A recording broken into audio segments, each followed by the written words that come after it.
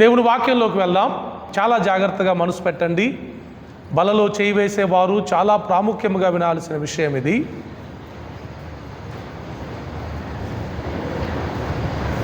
అంతకుముందు వారం నేను ఊరియా గురించి మాట్లాడాను. ఓకే, లాస్ట్ వీక్ ఏమో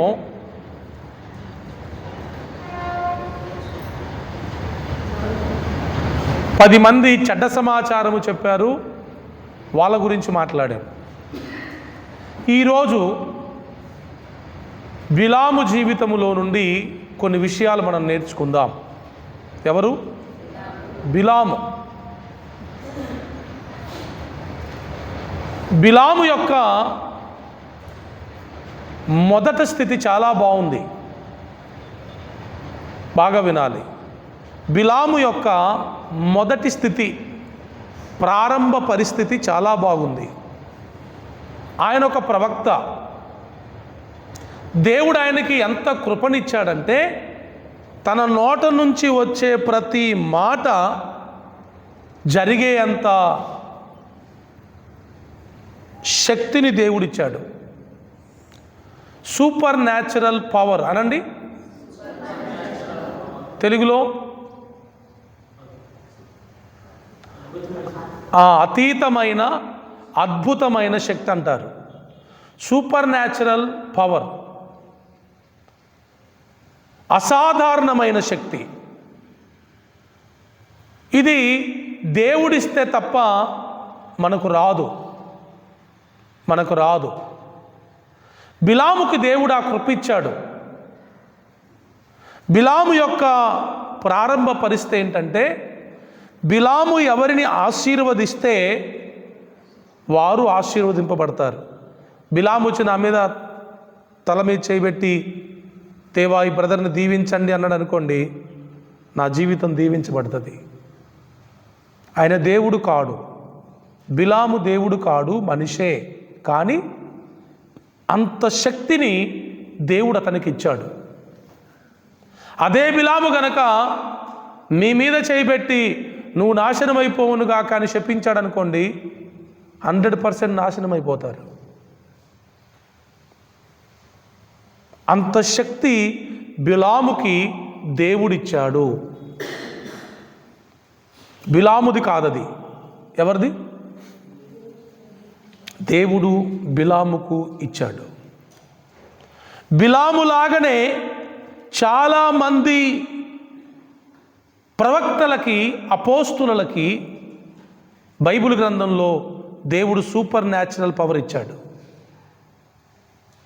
శృంగారపు దేవాలయమునొద్ద పుట్టుకతో కుంటివాడైన ఒకడు ఎన్నో సంవత్సరాలుగా భిక్షమెత్తుకుంటూ ఉండేవాడు. డైలీ ఆయన పనేంటి? ఒక నలుగురు ఆయన్ని ఎత్తుకొని మోసుకొని వచ్చి ఆ ఆలయం దగ్గర కూర్చోబెడతారు. ఆలయం ముందు, లోపలికి ఎప్పుడు వెళ్ళాలి ఆయన జీవితంలో. ప్రతిరోజు అక్కడే ఉంటున్నాడు కానీ లోపలికి ఎప్పుడు వెళ్ళలేదు. ఆరాధించడానికి వచ్చే వ్యక్తి కాదు ఆయన, అడుక్కోవడానికి వచ్చే వ్యక్తి. మనం ఎందుకు వస్తున్నాం దేవుని మందిరానికి? దేవుణ్ణి ఆరాధించడానికి వస్తున్నాం. ఆయన ఎందుకు వచ్చేవాడు? అడుక్కోవడానికి వచ్చేవాడు. అలాంటి వ్యక్తి జీవితంలో ఒకరోజు ఒక అద్భుతం జరిగింది. పేతురు, యోహానులు ప్రార్థనా కాలమున 3 గంటల సమయములో దేవాలయమునకు ఎక్కి వెళ్ళుచుండగా అందరిని అడుగుతున్నట్లుగానే వీళ్ళను కూడా అడిగాడు, అయ్యా ధర్మం చేయండి అని. వాళ్ళు అన్నారు, మా దగ్గర వెండి బంగారాలు లేవు, కానీ మేము కలిగి ఉన్నదే మీకు ఇచ్చుచున్నాను అని నజరేయుడైన యేసు నామములో లేచి నడు అని చెప్పగానే ఆయన లేచి గంతులు వేయటం ప్రారంభించాడు. పేతురు ఒక్క ముక్క కూడా చదువుకోలే, చదువు రాదు. పేతురు జాలరి, ఓకేనా? ఏ డాక్టరు పుట్టుకతో కుంటివాణిని బాగు చేయగలరు? మీరు చెప్పండి. ఏ ఆర్థోపెటిక్ డాక్టర్ అయినా ఎంత స్పెషలిస్ట్ అయినా పుట్టుకతో కుంటి వారిని నడిపించగలరా? మరి పేతురు ఏం చదువుకోలేదు, పామరుడు. సింపుల్గా యేసునామంలో లేచినాడు అంటే దిగ్గున లేచి నడవటం కాదు, ఈ జంపింగ్, గంతులు వేస్తున్నాడు. లైవ్ అది, అందరూ చూస్తుంటుండగా జరిగినది. ఎక్కడి నుంచి వచ్చింది ఈ శక్తి? పేతురు దేవుడా? ఇస్తేరాక పేతురు దేవుడా? పేతురు మనలాంటి మనిషే, కానీ ఎంత శక్తి పొందుకున్నాడు? ఒక కుంటి వాణిని బాగు చేయగలిగినంత శక్తి. This is called super natural power. ఇంకా చెప్పనా మీకు? పేతురు నీడ పడితే లేచారు. పేతురు నీడ. ప్రార్థన చేయాల, ఏం చేయాల, జస్ట్ అలా నడుచుకుంటూ వెళ్ళిపోతున్నాడు. మనం నడుచుకుంటూ పోతా నీడబడుద్దా లేదా? ప్రజలంట, ఆ ఊరోళ్ళంట మంచాలన్నీ పేతురు నీడ నిలబడుద్దో ఆ రోడ్డు పక్కన వేసేవాళ్ళంట పేషెంట్లే. ఆయన అలా నడుచుకుంటూ వెళ్ళిపోతున్నప్పుడు ఆ నీడ పడ్డ వాళ్ళందరూ స్వస్థపరచబడ్డారని బైబిల్లో రికార్డు ఉంది. ఇది బయట చెప్తే నవ్వుతారు, మనల్ని హేళన చేస్తారు, కానీ ఇది జరిగిన నిజం, నమ్మలేని నిజం. నేనేం చెప్తున్నాను అంటే ఇలాంటివి ఎన్నో ఉన్నాయి. ఎలీషా ఉన్నాడా? ఎలీషా చనిపోయాడు, సమాధి చేయబడ్డాడు. అప్పుడు గుహల్లో పెట్టేవారు, ఇప్పటిలాగా పాతి పెట్టేటోళ్ళు కాదు. సమాధులు కట్టించుకునేవారు, లేకపోతే గుహలు తొలిపించుకునేవారు. ఎలీషాను కూడా ఒక గుహలో పెట్టారు. చాలా కాలమైంది ఆయన చనిపోయి. ఒక రోజున ఒక చనిపోయిన వ్యక్తిని మోసుకొని వెళ్తూ ఉంటే ఏదో సైన్యం వారిని తరమడానికి వచ్చినప్పుడు, వామ్మో సైన్యం వస్తున్నారని గబగబా ఎలీషా సమాధి పక్కనే ఉంటే తీసుకెళ్ళి ఎలీషా సమాధిలో ఈయన పెట్టారు. అంటే తీసుకెళ్ళి ఆ గుహలో పెట్టి వీళ్ళు పరిగెత్తుకొని వస్తూ ఉంటే ఆయన కూడా వీళ్ళ వెనకాల పరిగెత్తుకుంటూ వస్తున్నాడంట. మీకు అర్థం కాలే? శవాన్ని తీసుకెళ్ళి ఎలీషా సమాధి చేసిన గుహలో పెడితే ఈయన కూడా లేచి వీళ్ళ వెనకాల పరిగెత్తుకొని వస్తున్నాడంట.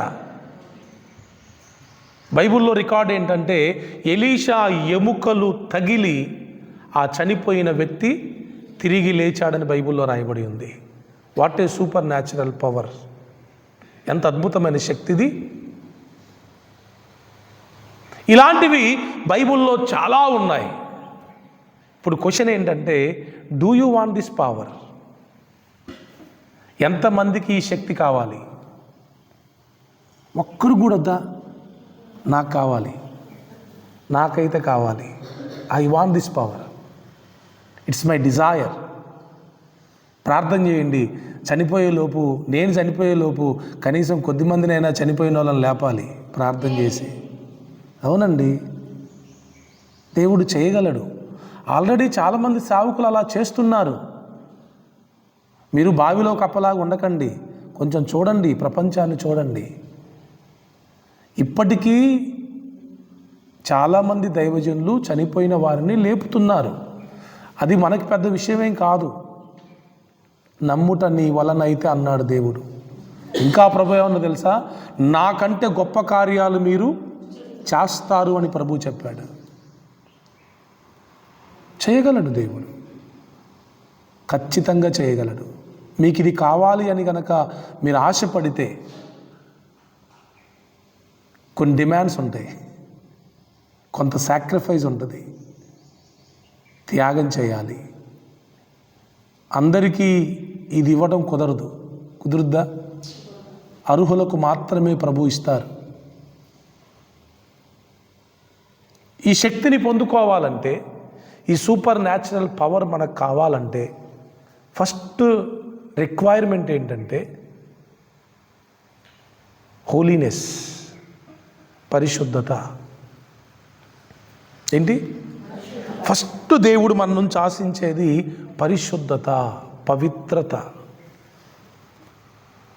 నేను చెప్తున్నాను, అనుభవిస్తూ చెప్తున్నాను, మనం ఎంత పరిశుద్ధంగా ఉంటామో అంత ప్రభావం మనలో నుంచి బయటికి వెళ్తుంది. అంత ప్రభావం మనలో నుంచి బయటికి వెళ్ళి ప్రజల్ని ప్రభావితం చేస్తుంది. ఏం చెప్పా మీకు?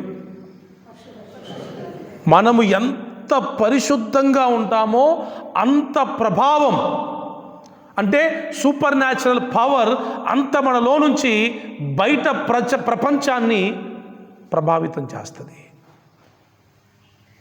డబ్బున్నోళ్ళు ప్రభావితం చేస్తారనేది రాంగ్ స్టేట్మెంట్.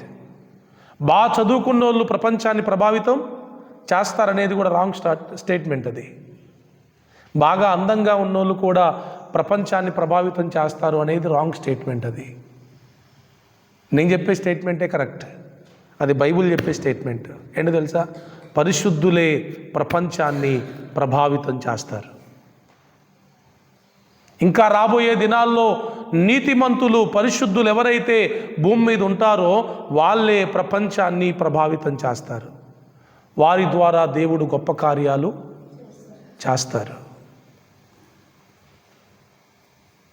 మీరు అడగండి దేవుణ్ణి, ప్రభువా నేను ఎవరికైనా ప్రార్థన చేయాల్సి వస్తే, నేను దేవుని సావుకునిగా చెప్తున్నాను, మిమ్మల్ని ఎవరైనా ప్రార్థన చేయమని అడిగితే ఖచ్చితంగా ప్రార్థన చేయండి.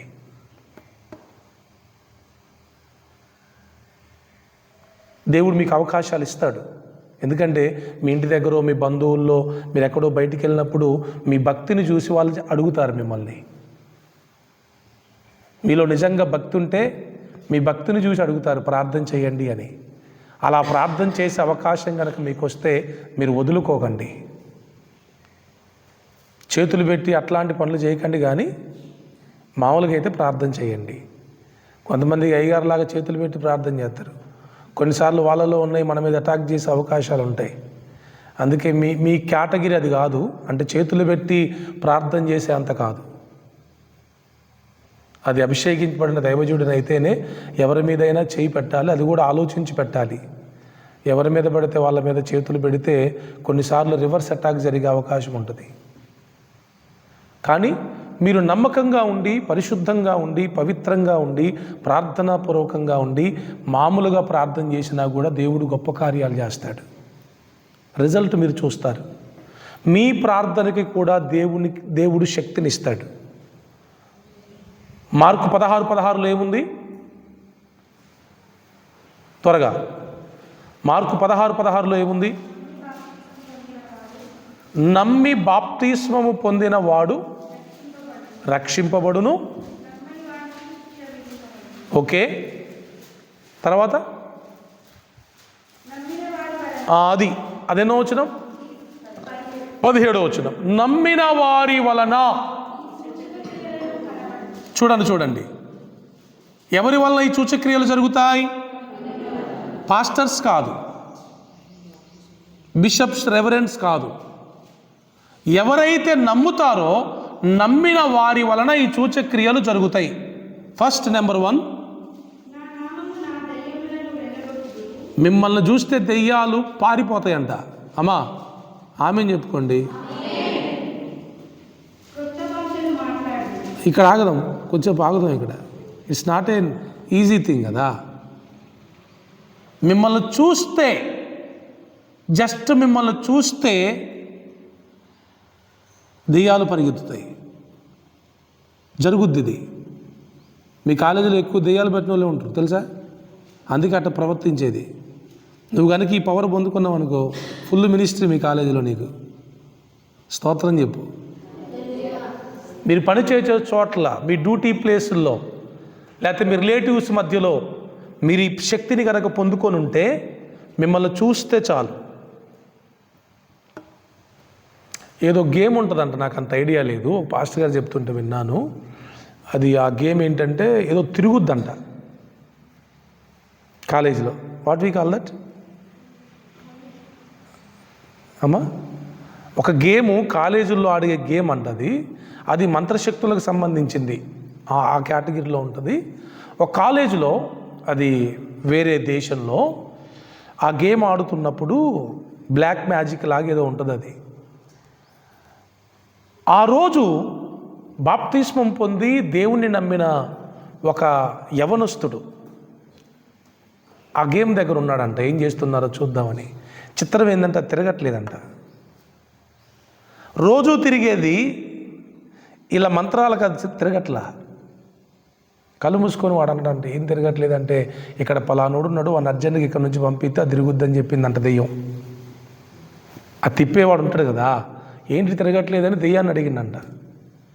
ఆ దెయ్యం అన్నదంట ఇక్కడ పలానా వ్యక్తి ఉన్నాడు, ఆయన ఇక్కడ ఉన్నంతసేపు అది తిరగదు, ఆయన పంపించారనంట. ఎవరయ్యా పలానా పేరు అంటే నేను అన్నాడంట. నువ్వు ఇక్కడ నుంచి వెళ్ళిపోవాలనంట. ఎందుకు అంటే నువ్వు ఉంటే తిరగట్లేదంట. ఆయనకు ఆ విషయం ఆయన చెప్తే అర్థమైందంట. ఇంతకుముందు బాప్తిస్మం తీసుకోకముందు, దేవుని నమ్మకముందు అదే కాలేజీలో ఉన్నాడు. కానీ ఇప్పుడు బాప్తిస్మం తీసుకున్న తర్వాత అక్కడికి వెళ్తే అక్కడున్న దురాత్మశక్తి పనిచేయట్లా. ఇది సూపర్ న్యాచురల్ పవర్. క్రైస్తవులు ఇలా ఉండాలి సార్.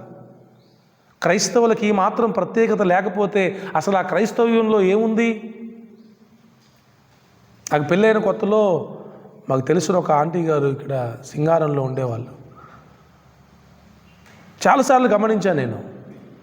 ఏదైనా ఖాళీగా ఉన్నాను, సెంటర్కి వచ్చాను, వెళ్ళి ఒకసారి పలకరించి వద్దామని వెళ్ళినప్పుడల్లా ఆమె కళ్ళల్లో పెట్టి ఒక రకంగా నన్ను చూడంగానే అట్లా అయిపోతూ ఉండేది. నన్ను చూడంగానే ఇక అంతవరకు బాగానే ఉండేది. నన్ను చూడంగానే కళ్ళల్లో పెట్టి ఒక రకంగా అంత గందరగోళం అయిపోయేది. చాలాసార్లు అట్లా జరిగింది. మనలో దేవుని శక్తి ఉన్నప్పుడు అపోజిషన్ డెవిలే కదా, దెయ్యపు శక్తే కదా, అది మన ముందు నిలబడలేదు. అందుకే అక్కడ రాయబడిన మాట ఏంటంటే మీరు నా నామమున దెయ్యములను వెళ్ళగొడతారు. దెయ్యాలను వెళ్ళగొట్టడానికి పాస్టర్స్ అయి ఉండాల్సిన అవసరంలా, మీరు పరిశుద్ధులై ఉంటే చాలు. నమ్మిన వారి వలన ఈ సూచక్రియలు కనబడతాయి. మొదటిది నా నామమును దెయ్యములను వెళ్ళగొడతారు. రెండవది కొత్త భాషలు మాట్లాడతారు, న్యూ టంగ్స్. దేవుడిస్తాడు, ఆ కృపను దేవుడిస్తాడు. కొత్త భాషలు మాట్లాడే కృపను దేవుడు ఇస్తాడు. నెంబర్ 3, వావ్, పావులు చూసి భయపడుతున్నారు కదా, పావులు ఎత్తి పట్టుకుంటారంట. అంటే లిటరల్గా అట్లని కాదు, పాములు మిమ్మల్ని ఏమీ చేయలేవు. తర్వాత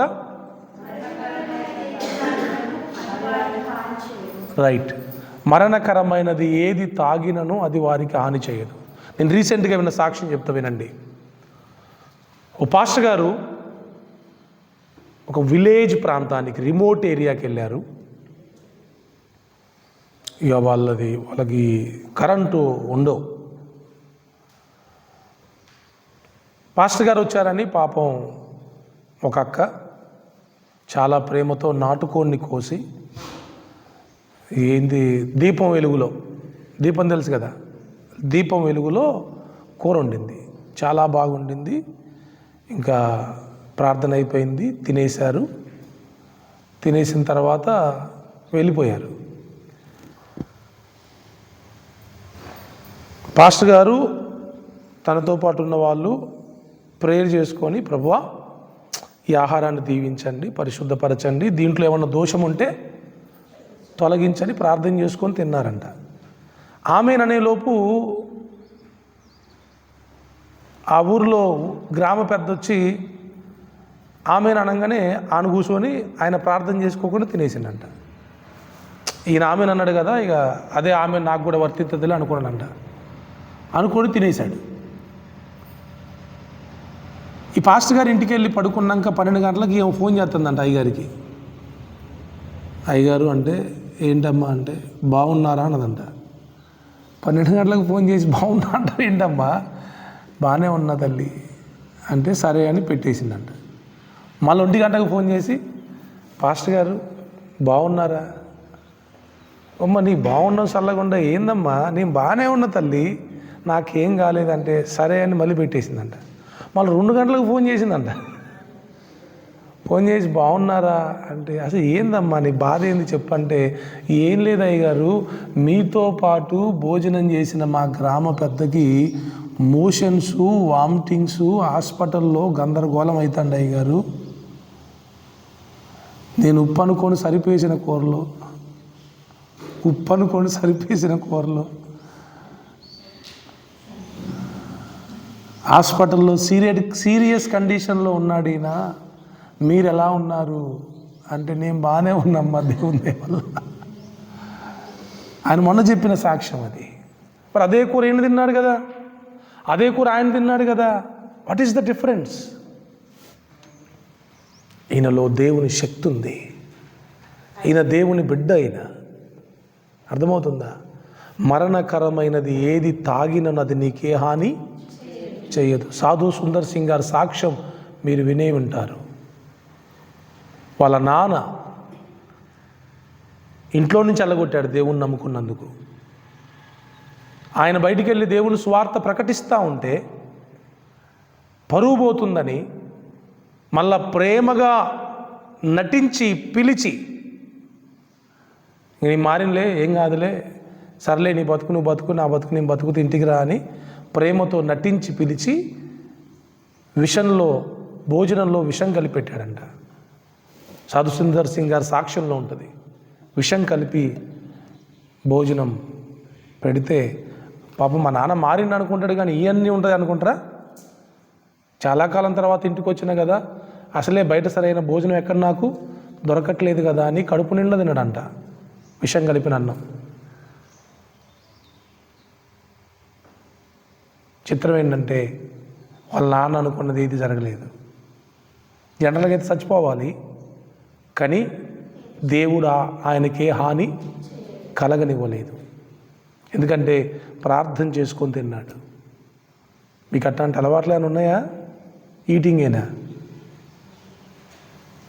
చాలామంది ప్రార్థన చేసుకొని తినరు భోజనాలు. ప్లేట్లోకి రావటం ఆలస్యం, పెట్టడమే నోట్లో. నేను చెప్తున్నా, అది ఎంత మాత్రం మంచిది కాదు. ఫస్ట్ కృతజ్ఞత ఉండాలి కదా. ఇప్పుడు ఇలాంటి ఆహారం లేక ఎంతోమంది బాధపడుతున్నారు. దేవుడు మనకు ఆహారం ఇచ్చాడు, ఫస్ట్ దానికి థ్యాంక్స్ చెప్పాలి దేవునికి. దేవా, ఈ ఆహారం ఇచ్చినందుకు నీకు వందనాలు. రెండవది, ఇది లేని చాలా పేద బిడ్డలు ఉన్నారయ్యా, వాళ్ళకు కూడా ఆహారం ఇవ్వు అని ప్రార్థన చేసి, మూడవది, ఈ ఆహారములో ఏమన్నా దోషం ఉంటే తొలగించు, శుద్ధి చేయి ప్రభు అని ప్రార్థన చేసుకొని తినాల. 3 ముక్కలే, గట్టిగా నిమిషం కూడా ఆగలేరు చాలామంది. మీ ఇష్టం, మరి తప్పట్లా. ఓకేనా? అయిపోయిందా? నా నామమును దెయ్యములను వెళ్ళగొడతారు, కొత్త భాషలు మాట్లాడతారు. ఇంకా అమ్మా, పాములు ఎత్తి పట్టుకుంటారు.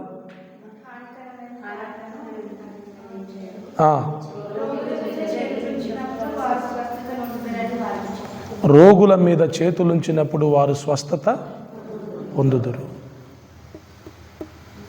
ఇదంతా సూపర్ న్యాచురల్ పవర్. ఇదంతా ఎప్పుడు వచ్చిందని చెప్పాడు దేవుడు? చర్చికొత్త అని చెప్పాడా? ఇప్పుడు నమ్మి బాప్తిస్మము తీసుకొని అప్పుడు పరిశుద్ధమైన జీవితాన్ని జీవిస్తూ ఉండే వారికి ఈ సూపర్ న్యాచురల్ పవర్ ఉంటుంది. ఇస్తాడు. మీరు ప్రేయర్ చేసుకోండి. నేను చెప్తున్నాను, చాలామందికి, మీలో ఉన్న చాలామందికి దేవుడి కృపావరాన్ని ఇస్తాడు. ప్రేయర్ చేసుకోండి. సందర్భాన్ని బట్టి దేవుడు వాడుకుంటాడు మిమ్మల్ని. అందుకే ఎప్పుడు మనం దేవునికి అందుబాటులో ఉండాలి. ఆ సమయం వచ్చినప్పుడు టక్కున మనల్ని దేవుడు వాడుకుంటాడు. ఏ వస్తువునైనా మనం వాడాలి అంటే, ఇప్పుడు చూడండి, ఆ గ్లాసు సిరి కడిగి అక్కడ పెట్టింది. ఇప్పుడు అది క్లీన్గా ఉంది కాబట్టి మనం వాడేస్తాం. అది క్లీన్గా లేకపోతే వాడలేం. దేవుడు కూడా మనల్ని వాడాలి అంటే వీ మస్ట్ బి క్లీన్. పరిశుద్ధంగా, పవిత్రంగా ఉండాలి. అప్పుడు దేవుడు మనల్ని వాడుకుంటాడు. పరిశుద్ధుల చేతుల్లో పవర్ ఉంటుంది, తెలుసా మీకు? పరిశుద్ధుల చేతుల్లో పవర్ ఉంటుంది. ఇది ఆఫీసర్ల దగ్గర ఉండే పవర్ కాదు ఇది. ఇది దేవుని శక్తి. ఒక రాజు ఒక ప్రవక్త మీదే పట్టుకొని రావా అని అంటారు, ఇట్లా చేజాపి. బైబిల్లోనే ఉంటుంది అది. యాక్చువల్గా రాజు బలి అర్పించకూడదు, ప్రవక్త యాజకుడు అర్పించాలి. కానీ రాజే తెగించి బలర్పిస్తే, నువ్వు చేసే తప్పు రాజుగారు, అలా చేయకూడదు అంటే రాజు అక్కడి నుండే పట్టుకొని రావా అని అంటాడు. చిత్రం ఏంటి తెలుసా? ఇట్లా లేపిన చెయ్యి ఎండిపోయింది. పట్టుకొని అన్నాడా? ఇట్లా లేపిన చెయ్యి ఎండిపోయిందంట. చెట్టు ఎండిపోవడం చూశారు మీరు, చెయ్యి ఎండిపోవడం చూడలే. బైబిల్లో ఉంది అది. లేపిన చెయ్యి ఎండిపోయింది. చెమట్లు పట్టినాయి రాజుకి, చెమట్లు పట్టినాయి రాజుకి. అది సూపర్ న్యాచురల్ పవర్. దేవుడు మనకు ఆ పవర్ ఇవ్వడానికి సిద్ధంగా ఉన్నాడు. మనమే క్వాలిటీ సరిగా లేక దాన్ని పొందుకోలేకపోతున్నాం. క్రైస్తవ జీవితం అంటేనే ఒక అద్భుతమైన జీవితం అండి. అసలు ఇప్పుడున్న క్రైస్తవ్యమే కాదు. నేను సార్వత్రిక సంఘం గురించి చెప్తున్నా. సేవకులే కాదు, విశ్వాసులే కాదు, మొత్తం దేవునికి ఆపోజిట్గా బ్రతుకుతున్నారు. అందుకే దేవుని ప్రభావం ప్రపంచంలో కనబడట్లా. నా బాధ ఏంటి తెలుసా? కనీసం నా ద్వారా మీ ద్వారానైనా కొంతైనా దేవుని ప్రభావం ప్రపంచంలో కనబడాలి. ఒక క్రైస్తవునిగా మనం బ్రతికితే చాలు. ఒక క్రైస్తవుడు ఎలా ఉండాలో అలా బ్రతికితే దేవుడు ఖచ్చితంగా ఈ సూపర్ న్యాచురల్ పవర్ని మన ద్వారా దేవుడు లోకానికి కనపరుస్తాడు. Praise the Lord. ఒకే ఒక క్వాలిటీ, పరిశుద్ధమైన జీవితం. అందుకే పరిశుద్ధులు చేతులెత్తితే జయం కలిగింది. మోషే చేతులెత్తి ప్రార్థించినప్పుడు ఇశ్రాయేలులు గెలిచారు. చేతులు బరువెక్కి కిందికి దించితే ఇశ్రాయేలులు ఓడిపోయారు, శత్రువులు గెలవటం ప్రారంభించారు. అందుకే ఊరు అహరోను ఇద్దరు చెరొక పక్కొచ్చి రాళ్ళు పెట్టి మోషే చేతులను ఆదుకున్నారు. అప్పుడు ఇశ్రాయేలులు సంపూర్ణంగా జయాన్ని పొందుకున్నారు. అమ్మా, ఈ చేతులు దేవుని శక్తితో నింపబడాలంటే మీ చేతులను పరిశుభ్రంగా ఉంచుకోండి. ఇలా పెట్టి ఎవరిని శపించకండి. ఫస్ట్ మీకు చెప్పే మాట ఏంటి తెలుసా? మీ నోట శాపపు మాటలు రాకూడదు. కొంతమంది రెండు చేతులు ఇట్లా చాపి శపిస్తారు. రెండవది, మన నోట అబద్ధాలు, బూతులు, వల్గర్ లాంగ్వేజ్ రాకూడదు. అప్పుడు మన నోటికి పవర్ ఉంటుంది. అంటే మనం ఏం పలికితే అది జరుగుద్ది. బూతులు, అబద్ధాలు, మోసపు మాటలు, శాపపు మాటలు మన నోట రాకుండా ఉంటే మన నోరు పవిత్రమైపోయిద్ది. అప్పుడు ఆ నోటి గుండా వచ్చే ప్రతి మాటకి పవర్ ఉంటుంది. చేతులతో కూడా మెయిన్ చేతులు అపవిత్రపరచబడేది ఎక్కడ తెలుసా బాబు? మెయిన్ చేతులు అపవిత్రపరచబడి ఎక్కడ తెలుసా? ఇప్పుడున్న రోజుల్లో సెల్ ఫోన్ను ప్లే చేసేది, హ్యాండిల్ చేసేది ఏంతో ఇక్కడే పాడైపోతాయి మన చేతులు. చేతులతో టైప్ చేస్తాం కదా, what you are typing in your mobile. Message చేస్తాం కదా, ఏం మెసేజ్ చేస్తున్నావు? కాల్ చేస్తాం కదా, ఎవరికి కాల్ చేస్తున్నావు? మొబైల్లో చూస్తాం కదా, what you are watching in your mobile. Mobile వల్ల మన చేతులు అపవిత్రమైపోతాయి, మన కళ్ళు అపవిత్రమైపోతాయి, మన చెవులు అపవిత్రమైపోతాయి. చూడకూడని వాటిని చూసినప్పుడు, వినకూడని వాటిని విన్నప్పుడు, చేయకూడని టైప్ చేసినప్పుడు, చేయకూడని మెసేజ్ చేసినప్పుడు, మాట్లాడకూడని కాల్ మాట్లాడినప్పుడు దైవికమైన శక్తి నీలో ఉన్నా కూడా పోయిద్ది. వీక్ అయిపోతావు నువ్వు. ఆత్మీయంగా ఏమైపోతారు మీరు? వీక్ అయిపోతారు. అప్పుడు మీ మాటకి పవర్ ఉండదు. చెక్ పవర్ ఎప్పుడు క్యాన్సిల్ అయింది? చెక్ పవర్ ఎప్పుడు క్యాన్సిల్ అయింది? చెక్ ఉంటుంది కదా, చెక్ బౌన్స్ ఎప్పుడైంది? అంతే. పరిశుద్ధత లేదు అంటే యువర్ పవర్ విల్ బౌన్స్. అందుకే మనం ప్రపంచంలో దేన్ని కోల్పోయినా పర్వాలేదు, కానీ we should not lose our holiness. మరి మన పరిశుద్ధతను ఎట్టి పరిస్థితుల్లో మనం కోల్పోకూడదు. మీ అందరికీ తెలుసు, ఎన్నోసార్లు చెప్తూ ఉన్న నేను, ఎవరండి యోసేపు? యోసేపు ఎవరు? ఒక అనాథ, ఒక పరదేశి, ఏ చదువు లేనివాడు, ఏ బ్యాక్గ్రౌండ్ లేనివాడు ప్రధానమంత్రి అయ్యాడు. How it is possible? ఎలా సాధ్యం? ఒకే ఒక్క కారణం, జోసెఫ్ పరిశుద్ధుడు. ఎవరు? యోసేపు పరిశుద్ధుడు.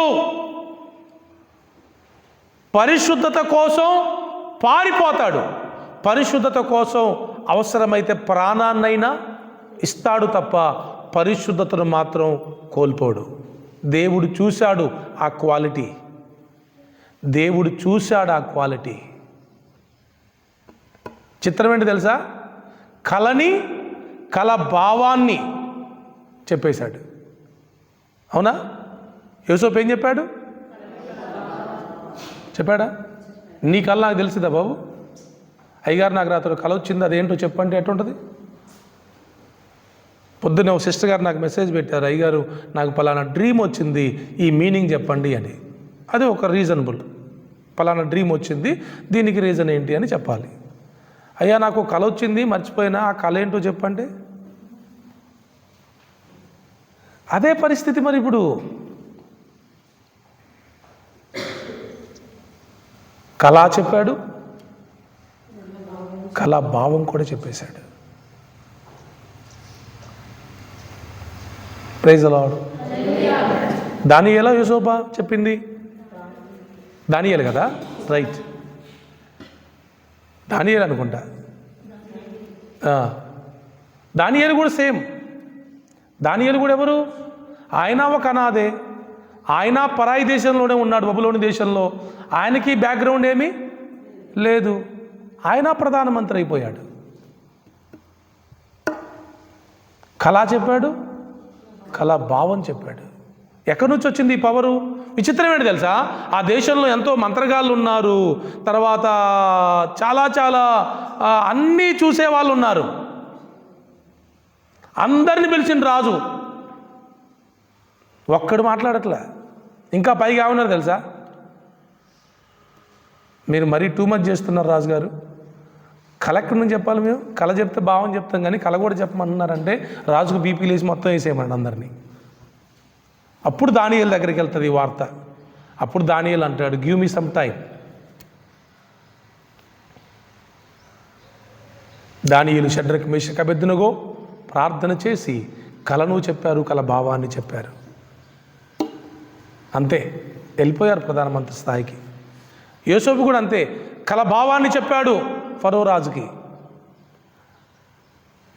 వెంటనే అన్నాడు రాజు, నువ్వే నా దేశానికి రాజు పో. చచ్చేదాకా, మళ్ళీ ఎప్పటిదాకా? 5 ఏళ్ళు 6 ఏళ్ళు కాదు, చనిపోయేదాకా యోసేపే ఐగుప్తుకి రాజు, ప్రధానమంత్రి. క్వాలిఫికేషన్ ఏంటి? పరిశుద్ధత. అమ్మా, మనం చాలామంది పరిశుద్ధతను చిన్న చూపు చూస్తున్నాం, నీతి కలిగిన జీవితాన్ని చిన్న చూపు చూస్తున్నాం. సాతాను మిమ్మల్ని ఒక ట్రాజడీలోకి తీసుకెళ్ళింది. అబద్ధాలు మాట్లాడితే ఏమైద్దిలే, బూతులు మాట్లాడితే ఏమైద్దిలే, మోసపు మాటలు మాట్లాడితే ఏమైద్దిలే, ఏమైద్దిగో ఇట్లా అయింది. సూపర్ న్యాచురల్ పవర్ని మీరు ఏం చేస్తారు? కోల్పోతారు, అంతే, సింపుల్.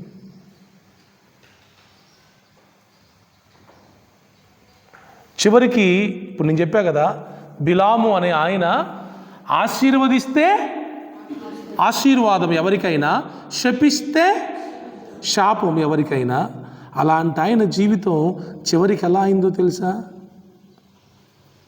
సోదెగాడైన బిలాము అనే మాట బైబిల్లో ఉంది. ఏంటి? ఎలా అయ్యాడు?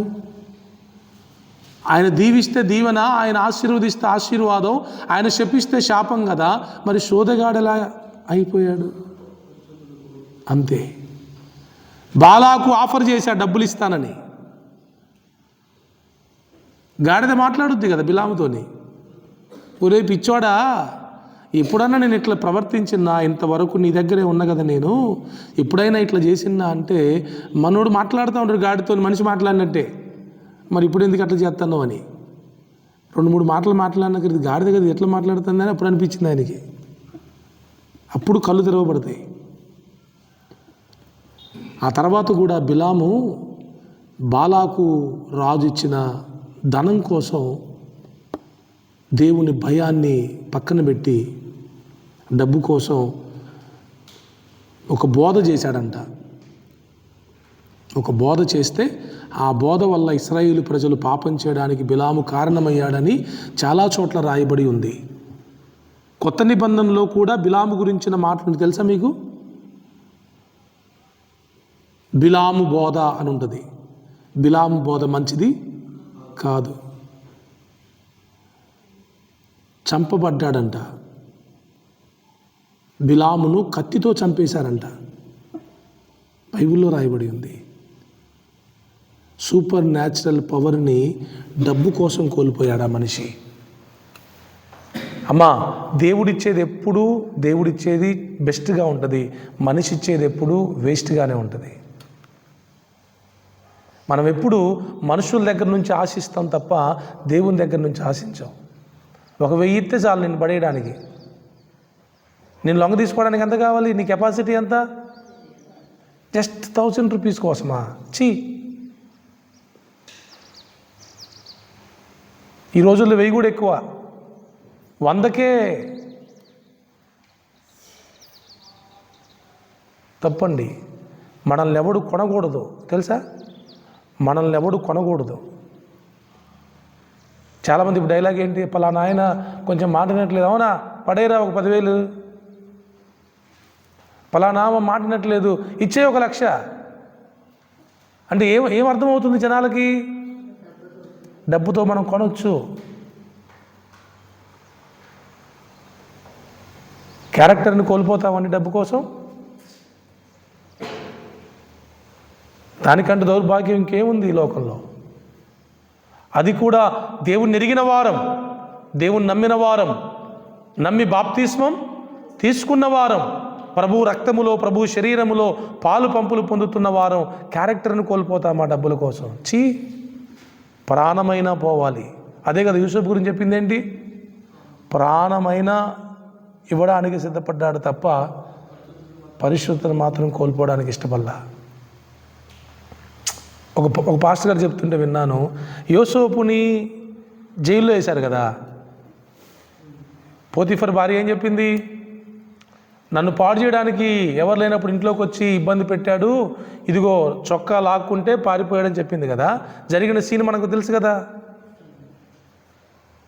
కానీ ఇప్పుడు యోసేపుని నమ్ముతారా, పోతీఫర్ భార్య చెప్పింది నమ్ముతారా? ఇప్పుడు జైల్లో ఉన్న వాళ్ళందరూ అంట యోసేపుని, అరే తిన్నింటి వాసాలు లెక్కబెట్టునేరో నువ్వు, ఏదో బానిసవాన్ని తీసుకొచ్చి ఇంట్లో నిన్ను మంచిగా పెట్టుకుంటే నువ్వేంట్రా పోతీఫర్ భార్య పైన కన్నేసావంట అని అంటా ఉంటే ఎలా ఉంటుంది మనసు? ఎంత బాధ ఉంటుంది, ఎంత దుఃఖం ఉంటుంది. కనీసం నోరు తెరిచి చెప్పాడా? అనుభవించాడంతే, ఓర్చుకున్నాడంతే. పరిశుద్ధులకు ఉండే లక్షణం ఏంటి తెలుసా అండి? పరిశుద్ధులకు ఉండే లక్షణం ఏంటంటే ఓర్చుకుంటారు, భరిస్తారు. పాపులకు ఉండే లక్షణం చెప్పనా? నేను ఎట్లా కనపడతాను నీకు? చూపెడతారా? రుజువులతో సహా చూపెడతారా అని నీ ఆవేశంతో పోయి రుజువు చేస్తావు. మనం మనుషుల దగ్గర రుజువు చేసుకోవాల్సిన అవసరం లేదు. సింపుల్ లాజిక్ ఇది. మనల్ని మనం రుజువు చేసుకోవటం కూడా నాన్ సెన్సే. దేవుడు మనల్ని రుజువు చేయాలా? ఎవరు నిరూపించాలమ్మా? దేవుడిని నిరూపించాలా. నేనేంటో ఈ లోకానికి నేను చెప్పుకోవాల్సిన అవసరం లేదు. ఇంకోటి ఏంటి తెలుసా, నేను ఎంత మంచోన్నైనా నా మీద మీకు చెడ్డ అభిప్రాయం ఉంటే నేను ఎన్ని చెప్పినా అబద్ధాలే అనుకుంటారు. అదే దేవుణ్ణి నిరూపిస్తే చాలా అద్భుతంగా ఉంటుంది. కొంతమందికి బీపీ ఎక్కువ. నేను చెయ్యని దానికి ఎందుకు పడాలండి? చెయ్యని దానికే పడాలని బైబిల్ చెప్తా ఉంది. చేస్తే పడితే పెద్ద విషయం ఏముందని బైబిల్ చెప్తా ఉంది. నువ్వే తప్పు చేయలేదు, అయినా తప్పుడోడు అంటున్నారు, తప్పుందాని అంటున్నారు, నువ్వు ఓర్చుకోవాలా. అది బైబిల్ చెప్పే బోధ. నా దగ్గర ఈ డైలాగ్ వాడకండి మీరుగా. అయ్యగారు నేనేం తప్పు చేయకపోయినా నన్నే అంటారన్నారు అనుకోండి, మీ పని అయిద్దిగా. నేను చెప్పాగా ముందే, నువ్వేం చేయకపోతేనే అంటారు నిన్ను, చేసేటోని కూడా అండు. ప్రభువు కూడా ఏ తప్పు చేయలేదు, అయినా ఆయన తిండిపోతూ తిరిగిపోతూ తాగుబోతూ అన్నారా లేదా? ద్రోహి అన్నారా లేదా? ఓర్చుకున్నాడు ఆయన. పరిశుద్ధత అనేది ఎంత విలువైనదో నేను మీకు చెప్పాలనుకున్నాను. మీకేమైనా అర్థమైందా? కొంచెమన్నా అర్థమైందా? పరిశుద్ధత ఎలా వచ్చిందో తెలుసా అండి? ఎవరైతే బాగా ప్రేయర్లో ఉంటారో, ఎవరైతే బాగా దేవుని వాక్యాన్ని ధ్యానం చేస్తారో వాళ్ళలో పరిశుద్ధత ఎప్పటికీ స్థిరంగా ఉంటుంది. ప్రార్థన చేయలేదా, బైబిల్ చదవట్లేదా, చాలా సులభం పరిశుద్ధతను కోల్పోవడం. నేను నిన్న చెప్పా, శనివారం ఒక 4 వచ్చారు ఉపవాస ప్రార్థనకి. ఒక మంచి సహోదరుడు నాకు తెలిసిన ఆయన, చాలా భక్తిపరుడు, కానీ చాలా భయంకరమైన పాపంలో పడిపోయాడు. ఏంటయ్యా ఇలా అయిపోయినావంటే ఆయన చెప్పిన మాట ఏంటి తెలుసా? 2 days ప్రేయర్ చేయలేదు అయ్యగారు, 2 days బైబిల్ చదవలేదు అంతే. 2 days నేను ప్రార్థన మిస్ అయినందుకు, డైలీ డివోషన్ 2 days నా డైలీ బైబిల్ రీడింగ్ని మిస్ అయినందుకు నాకు తెలియకుండానే సులువుగా చిక్కులు పెట్టే పాపంలో చిక్కుకున్నానన్నాడు ఆయన. సులువుగా చిక్కులు పెట్టే పాపములో ఆయన చిక్కుకున్నాడంట. ఎన్ని రోజులు? Only 2 days. మరి మీరు ఎన్ని రోజులు అయింది ప్రార్థన చేయక? బైబిల్ చదవక ఎన్ని రోజులు అయింది? మీరు ఉండలేరు, పరిశుద్ధంగా ఉండలేరు. ప్రార్థన చేయని వాడు పరిశుద్ధంగా ఉండలేడు, బైబిల్ చదవని వారు పరిశుద్ధంగా ఉండలేరు. ఎందుకంటే అవి 2 ఛార్జింగ్ లాగా. మనకి రోజు ప్రేయర్ చేస్తే, రోజు బైబిల్ చదివితే పరిశుద్ధత అనే ఛార్జింగ్ వచ్చింది మనకి లోపలికి, పవర్, పరిశుద్ధత అనే శక్తి వచ్చింది. ఆ శక్తి ఉంటే ఆటోమేటిక్గా సూపర్ న్యాచురల్ పవర్ కూడా పనిచేస్తూ ఉంటుంది మన ద్వారా. Praise the lord. రూతు గురించి బోయాజు సాక్ష్యం చెప్తాడు తెలుసా? రూతు గురించి బోయాజు సాక్ష్యం చెప్తాడు. ఏం చెప్తాడో చూడండి.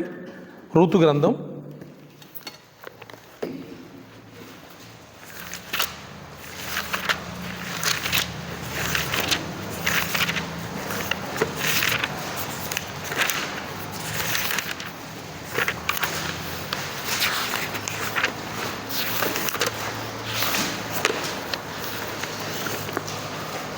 2 న్యాయాధిపతుల తర్వాత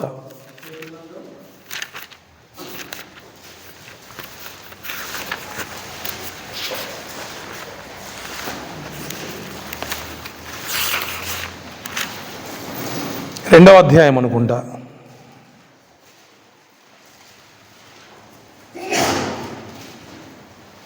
మూడు. ఎక్కడ తల్లి? కాదమ్మా, 3వ అధ్యాయం.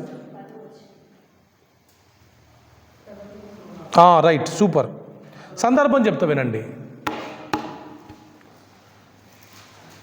యాక్చువల్గా రూతు భర్త లేని విధవరాలు. మోయాబు దేశము నుండి తన అత్తతో పాటు నయోమితో పాటు బెత్లెహేమ్ అనే గ్రామానికి మరలా వచ్చింది. యాక్చువల్గా అక్కడే తన తోటి కోడలైన ఓర్ప ఇంటికి వెళ్ళిపోయింది. వెళ్ళిపోమని నయోమి చెప్పింది, వెళ్ళిపోయింది. కానీ రూతు ఎందుకో వెళ్ళాలి అని అనుకోలేదు. నీతోనే వస్తానన్నది. నువ్వెక్కడ చచ్చిపోతే అక్కడే చచ్చిపోతానన్నది. నీ ప్రజలే నా ప్రజలు అన్నది. నీ దేవుడే నా దేవుడు అంటే, సరే నా క్షేమాన్ని చూస్తుంది కదా ఈ పిల్ల అని నయోమి కూడా అమ్మా పలానా బోయాజ్ అని ఒక బంధువు ఉంటాడు మనకి, ఆయనకు పొలం ఉంది, అక్కడికే వెళ్ళి నువ్వు పరిగేరుకో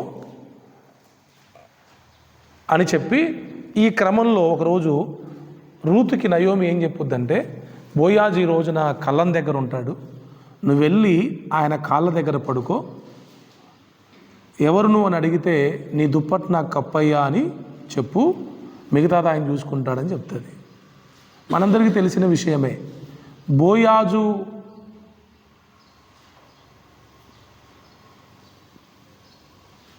ఒక యజమాని, తన దగ్గరికి ఇష్టముతోనే ప్రేమతోనే ఆమె అక్కడికి తన అత్తగారు చెప్తే వెళ్ళింది. అక్కడ సందర్భం చూడండి, 8వ వచనం. మధ్యరాత్రి అతడు ఉడికిపడి తిరిగి చూచినప్పుడు ఒక స్త్రీ అతని కాళ్ళ యొద్ద పండుకొని ఉండెను. అతన్ని ఎవరమని అడగగా ఆమె, నేను రూతు అను నీ దాసురాలని, నీవు నాకు సమీప బంధుడవు గనుక నీ దాసురాల మీద నీ కొంగు కప్పుమనగా. అంటే అయ్యా నీకోసమే వచ్చాను, నేను నీ దానను, నన్ను నీ దానగా చేసుకో అని చెప్తే ఆయన అన్నాడు చూడండి. ఆ టైం ఏంటి క్లియర్గా ఉంది, మధ్యరాత్రి. అంటే ఏ టైము? అంతే, 12, 1 గంట 2, అది మధ్యరాత్రి.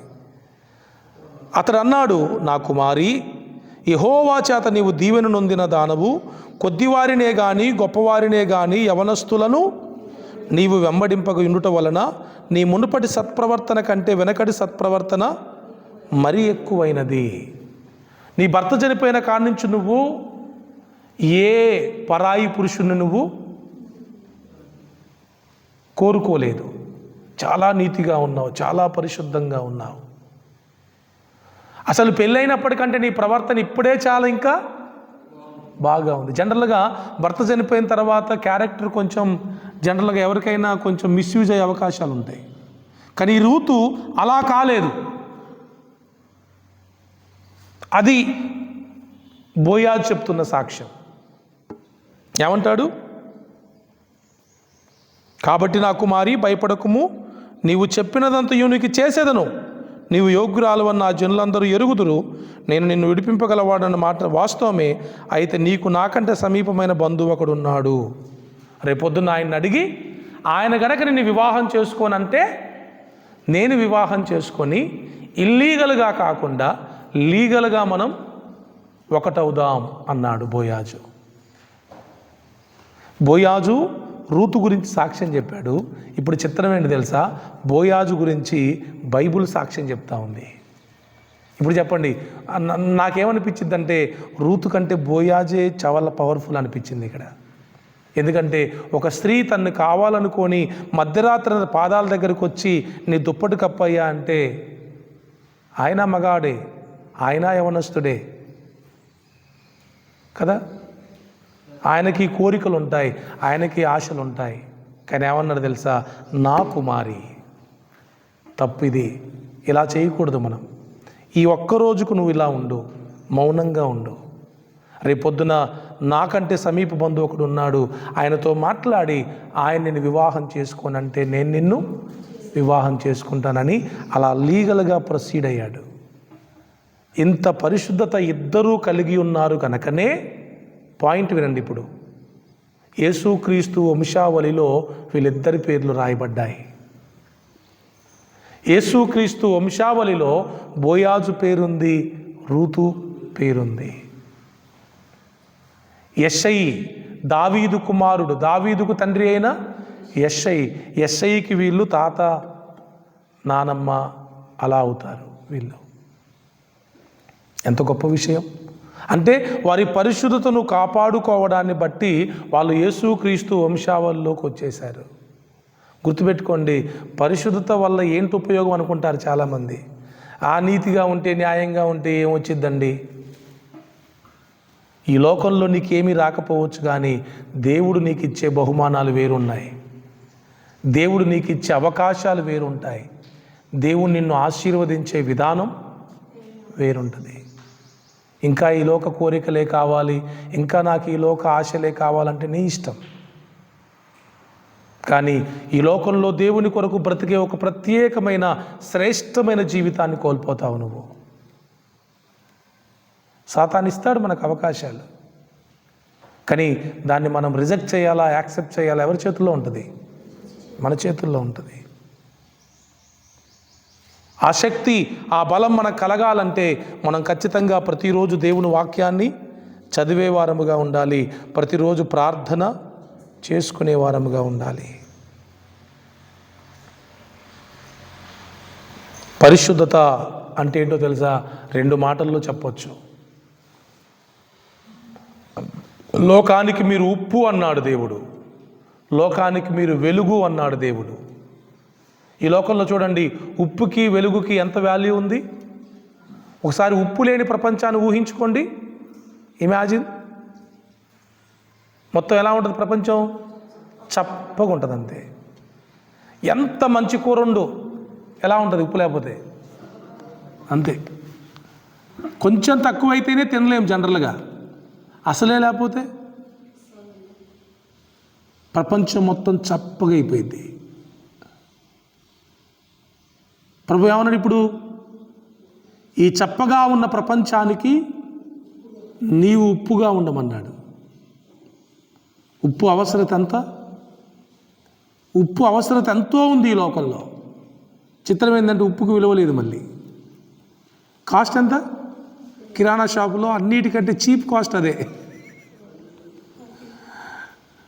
కొన్నిసార్లు ఉప్పుని ఏంది బయటే పెట్టి వెళ్ళిపోతారు. భయం లేదు, దీన్ని కూడా ఎత్తుకుపోతాడు. ఉప్పుకు విలువ లేదు, కానీ అంటే దాని కాస్ట్ తక్కువే, కానీ దాని వాడకం మాత్రం చాలా ఎక్కువ. మన జీవితంలో మనం పరిశుద్ధంగా ఉంటే మనల్ని ఎవరు లెక్క చేయరు. ఇది వాస్తవం తెలుసా? నీతిగా, న్యాయంగా, పరిశుద్ధంగా బతుకుతూ ఉంటే మనల్ని ఎవరు లెక్క చేయడు. పిచ్చోళ్ళు అనుకుంటారు. లెట్ దెమ్ అలా, వాళ్ళని let them thought, let them think. అలా వాళ్ళని ఊహించుకోనివ్వండి, అలా అనుకోనివ్వండి. Let them talk. కానీ మన విలువేంటో మనకు తెలుసు, మన విలువేంటో మన దేవునికి తెలుసు. అలా గనక ఉప్పులో ఉన్న సారం ఏంటి? ఉప్పులో సారం ఉంటుంది. ఆ సారం ఉన్నంత వరకే ఉప్పుకు విలువ. అట్లనే మన జీవితంలో ఆ ఉప్పులాగా, ఆ సారంలాగా పరిశుద్ధత మనలో ఉంటే ఒకానొక రోజున మనం కొన్ని వేల మందికి ఉపయోగపడతాం, కొన్ని లక్షల మందికి ఉపయోగపడతాం. మన రాక కోసం ఎదురు చూస్తూ ఉంటారు. మేము పాలవంచ మీటింగ్కి వెళ్ళాం. మన చర్చి నుంచి ఒక 10 మంది వెళ్ళాం. బెజవాడ సాయి అని బ్రదర్ బర్నబాస్, చాలామంది వచ్చారు ఆయన కోసం. ఎందుకంటే ఒకప్పుడు ఆయన లోకంలో పరమ వేస్ట్లో వేస్ట్ ఆయన. యూట్యూబ్లో బెజవాడ సాయి సాక్ష్యం కొట్టండి వస్తుంది. కానీ ఇప్పుడు ది బెస్ట్ అయ్యాడు, ది బెస్ట్గా మారాడు. ఆయన చెయ్యని పాపం లేదండి, ఆయన చెయ్యని పాపం లేదు. అట్లాంటి వ్యక్తి ఈ రోజున పరిశుద్ధునిగా మారి ప్రపంచానికి మాదిరిగా ఉన్నాడు. అదే కదా, ఆయన వస్తున్నారంటే అన్ని అరేంజ్మెంట్లు, ఎక్కడెక్కడి నుంచో ప్రజలు ఆయన దగ్గరికి ఆయన మాటలు వినడానికి వచ్చారు. అది విలువ. మనుషులు విలువేయకపోవచ్చు, దేవుడి దగ్గర ఖచ్చితంగా మనకు విలువ ఉంటుంది. రెండవది వెలుగు కదా. వెలుగు లేని లోకాన్ని ఊహించుకోండి, మొత్తం చీకటే, ఉండదు ఇక, మొత్తం చీకటే. మనం ఈ లోకానికి వెలుగై ఉండాలి. ప్రపంచం మొత్తం చీకట్లో ఉంది. చీకట్లో అంటే పాపములో ఉంది, అవునా? చీకటి అంటే ఏంటి? పాపం. చీకట్లో ఉన్న ప్రపంచానికి నేను వెలుగవ్వాలి, నా ప్రాంతంలో నేను వెలగాలి, మీ ప్రాంతంలో మీరు వెలగాలి. ఎందుకంటే వెలిగేటోళ్ళు ఎవరు లేరు, ఉన్నారా? మొత్తం ఆరిపోయి ఉన్నారు, చీకట్లో బతుకుతారు, పాపంలో బ్రతుకుతారు. అలాంటి చీకట్లో, పాపములో బ్రతికే ప్రజలకి మనం వెలిగితే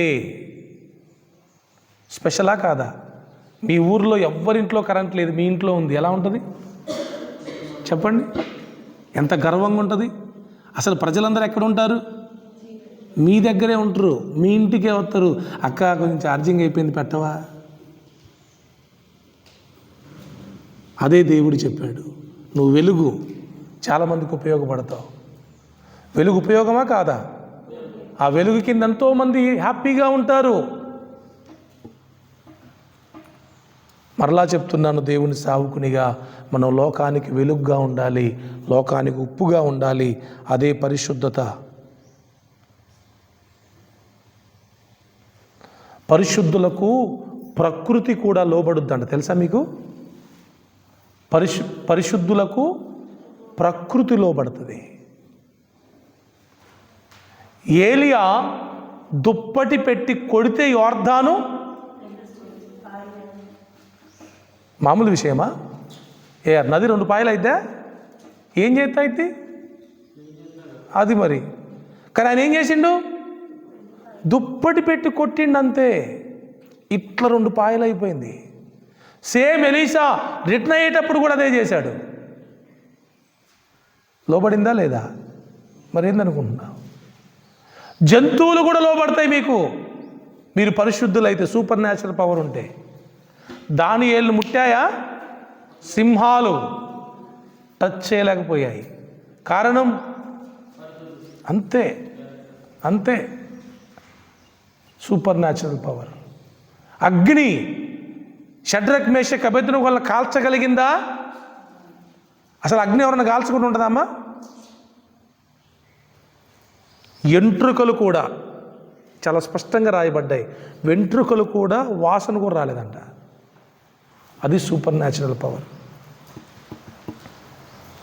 దేవునికి స్తోత్రం. ఆదాము అవ్వలు కూడా ఏదైనా తోటలో ఉన్నప్పుడు అన్ని జంతువులతో ఆడుకున్నారంట, పాపము లేనప్పుడు. సింహం అనే పేరు పెట్టింది కూడా ఆయనే కదా. మరి సింహం దగ్గరకు వచ్చినాక చూసి పెట్టేది. ఏమైనా చేసింది ఆదాముని? ఎందుకు చేయలే? అప్పుడు ఆయనలో పాపము లేదు. పాపం అనేది భూమి మీద లేదు అప్పుడు. అందుకే అన్ని జంతువులు లోబడ్డాయి, ప్రకృతి లోబడింది. ఇంకో విషయం తెలుసా? ప్రజలు కూడా భయపడతారు మనల్ని చూస్తే. బాప్తిస్మిచ్చు యోహాను హేరోదు రాజు దగ్గరికి వెళ్ళి ఏమన్నాడు? ఏ రాజు, నువ్వు నీ సహోదరుని భార్యను ఉంచుకున్నావు అని రాజుగారికి చెయ్యెత్తి చెప్పాడు. ఉండదా ధైర్యం? ఎమ్మెల్యే గారి దగ్గరికి వెళ్ళి చెప్పండి, నువ్వు ఇటు చేస్తాను అటు చేస్తాను అని ముందు తీసుకెళ్ళి పోలీస్ స్టేషన్లో వేస్తాను నిన్ను, అవునా? అందుకే ఎమ్మెల్యే చుట్టూ పోలీసులు ఎందుకుంటారు? ఎవడన్నా ఏమన్నా అంటే ముందు తీసుకెళ్ళి అందులో వెళ్ళడానికి. అలాంటిది రాజు, ఏ రోజు రాజు దగ్గరికి వెళ్ళి తోలు దట్టి కట్టుకున్న ఆయన, మిడతలు తినేట ఆయన, తేనె త్రాగే ఆయన, అడవిలో బ్రతికే ఆయన వెళ్ళి రాజుకి చెప్తే రాజుకు చెమటలు పట్టినాయి. యోహాను అన్నాడా? ఏమనలేదు, వణికిపోయాడు. అంత పెద్ద రాజు ఈయనకి వణికిపోవడం ఏంటంటే అది దేవుని యొక్క సూపర్ న్యాచురల్ పవర్. అది praise the Lord, hallelujah, praise the lord.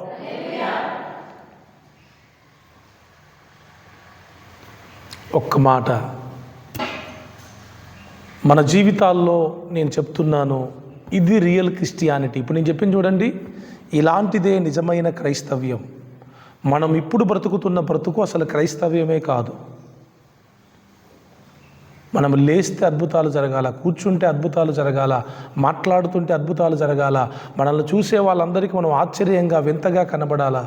వీళ్ళ మాటలేంటి ఇలా ఉన్నాయి, వీళ్ళ చూపులేంటి ఇలా ఉన్నాయి, వీళ్ళ ఆలోచనలు ఏంటి ఇలా ఉన్నాయి, వీళ్ళ ప్రవర్తన ఏంటి ఇలా ఉంది, వీళ్ళ కుటుంబం ఏంటి ఇలా ఉంది, వీళ్ళ వస్త్రాన్ని ఏంటి ఇలా ఉంది, వీళ్ళ ఆచారాలు, వీళ్ళ పద్ధతులు ఏంటి ఇలా ఉన్నాయని ప్రతి ఒక్కరూ మనల్ని చూసి ప్రతి క్షణం ఆశ్చర్యపోతూ ఉండాలి. మన దేవుడి పేరు ఆశ్చర్యకరుడు కదా, మనం ఆయన పిల్లలం కదా, మనల్ని చూసిన వాళ్ళందరూ కూడా ఆశ్చర్యపోవాలి. అలా మన జీవితం ఉంటే మనల్ని దేవుడు గొప్పగా వాడుకుంటాడు. దేవుని శక్తి మన ద్వారా లోకానికి తెలియచేయబడుతుంది. దేవుడు నిజంగా చెప్తున్నాను, మీ అందరికీ ఇలాంటి శక్తిని ఇవ్వాలని కోరుకుంటున్నారు. మీరు గనక దేవునికి లోబడితే, మీరు గనక పవిత్రమైన జీవితాన్ని కాపాడుకుంటే బాగుంటుంది. లేదు అంటే ఇక అందరిలాగా ఏదో గుడికి వస్తలే ఇక ఆదివారం, ఇక 6 రోజులు మళ్ళీ ఇక నా జీవితం నేను బతుకుతలే అనుకుంటే మీరు రాకపోవడం మంచిది.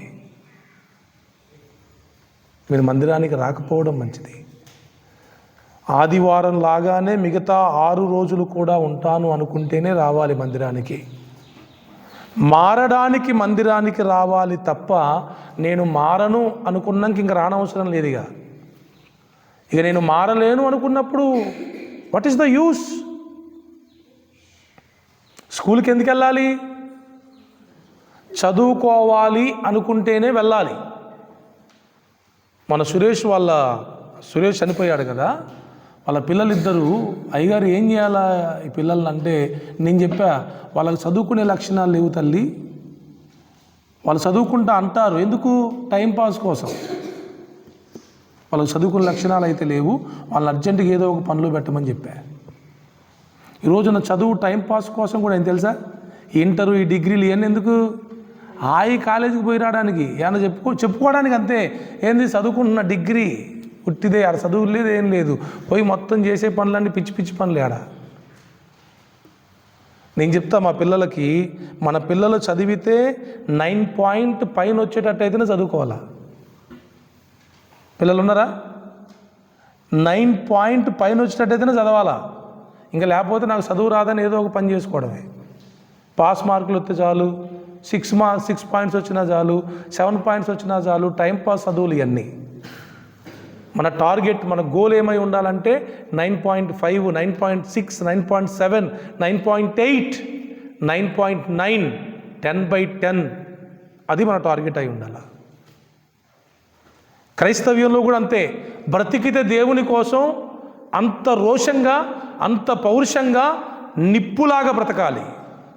నీతి నిజాయితీలు కలిగి బ్రతకాలి. లేదంటే ప్రభువుకు దండం పెట్టి నా వల్ల కాదయ్యా నీలాగా బ్రతకడం అని పక్కకి సైడ్ అయిపోవడం మంచిది.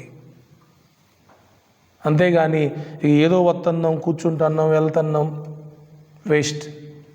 ప్రభు అన్నాడు, గురుగులు ఇంతమంది ఉండే కంటే గోధుమలు ఒక 4-5 ఉన్నా చాలు. అవునా?